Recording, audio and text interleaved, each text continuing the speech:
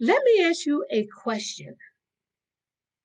Are you worried about not getting speaking engagements in this time of the pandemic? Have you ever thought about how to pivot your business in this age of the pandemic?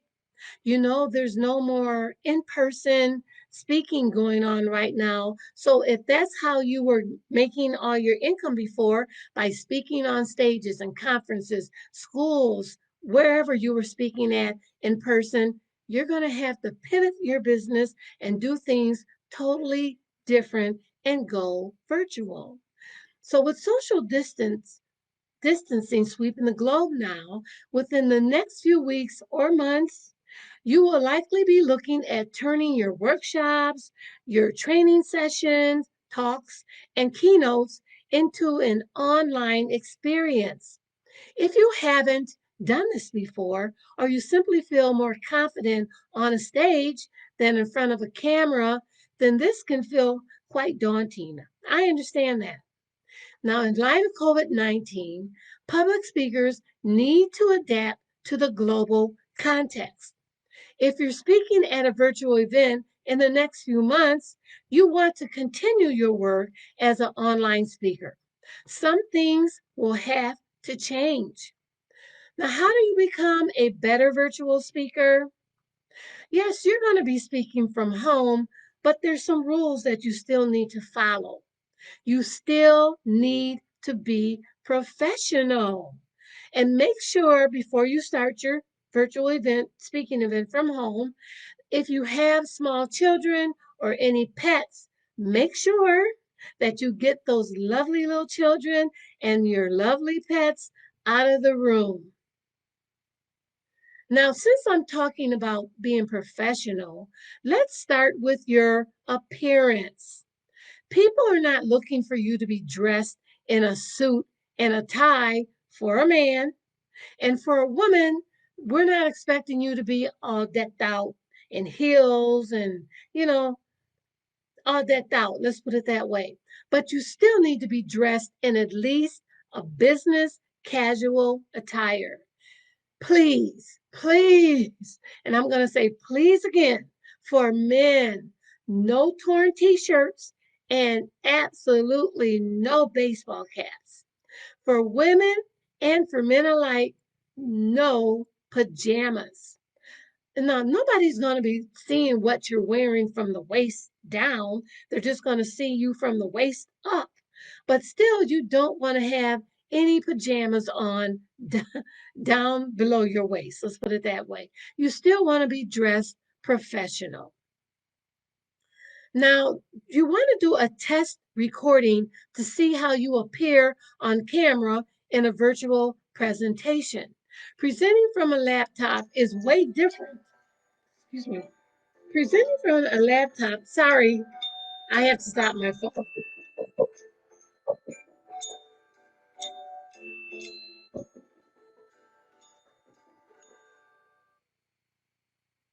Very sorry about that. I thought I had turned I did. I turned my phone off. I don't know why it's ringing. Okay, getting back to what I was saying. Presenting on a laptop is way different than presenting on stage. Women, you might need to put on more makeup or less makeup depending on the lighting. That's why you need to do a test recording to see how the light hits your face. If you need to add more light to be seen, or if you need to add less light. And that's where wearing the makeup comes in also. You might need to add a little more makeup to your face so you don't look so washed out, or you might need to add less makeup. And also, depending on the lighting, you might need to wear brighter clothes. So keep that in mind when when you're deciding on what you're going to wear for your virtual event. And don't wear anything too busy patterns, because you don't want the attention taken off of you. You want the attention put on you and not what you're wearing. Another thing you need to do to present virtually is keep your energy high. Keeping your energy high is very important. Now, if your energy starts to get low and your voice starts dragging, you might lose people by not being able to keep their attention.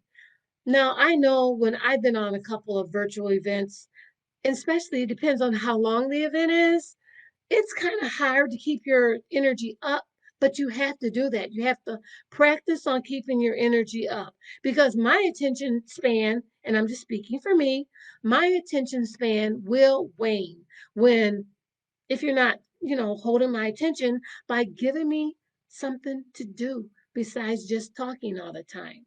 Now, what can you do before you present? Try drinking a cup of coffee. Now, drinking coffee for me does not give me that jolt and boost like some people say they drink coffee and they're all jittery and it just gets them going. That doesn't work for me. But if it works for you, then try doing that. Or drink an energy drink. Some people like to do a warm up with their voice before they present to keep their energy high or to keep their voice loose to help them keep their energy high. Now, here's a good tip: put on some music and dance before you do your virtual event. And I know I've been on virtual events where when the speaker comes on and you enter the event, they have music playing, which is great because they get you involved. They pull you in to the event. They tell you start dancing and they tell you to put your hands up in the air, things like that. That's what I'm talking about as far as keeping the energy high. Do whatever works for you to help energize yourself, but keep the energy up. Now, you need to be passionate when talking.